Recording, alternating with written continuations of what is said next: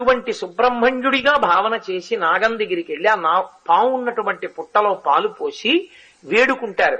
పావుని పూజ చేయడం అన్నది అసలు ఎంతవరకు సాధ్యమయ్యే విషయం? అది నిజంగా త్రికరణ శుద్ధిగా, అంటే నిజంగా పాము బయటకు వచ్చింది అనుకోండి, ఎవరైనా నిలబడతారా? అక్కడ నిలబడరు కదా. ఇక భక్తి అన్నమాట దాని ఎలా కుదురుతుంది? ఎందుకు తీసుకొచ్చినట్టు అసలు ఈ నాగుల చవితి తిథిని?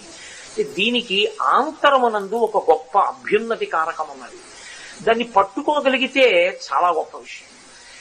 చూడండి, మీరు మన దేవతా స్వరూపాల్ని చూస్తే మన దేవతలందరూ కూడా నాగులను ఆభరణములుగా ధరిస్తారు, యజ్ఞోపవీతములుగా ధరిస్తారు, వడ్డాణములుగా పెట్టుకుంటారు.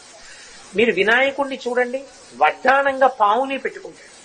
అలాగే యజ్ఞోపవీతంగా, నాగయజ్ఞోపవీతం కింద పావుని యజ్ఞోపవీతంగా వేసుకుంటాడు. పరమశివుడు అసలు సరే పావులను ఆభరణములుగా తీసుకోవడం అనేటటువంటి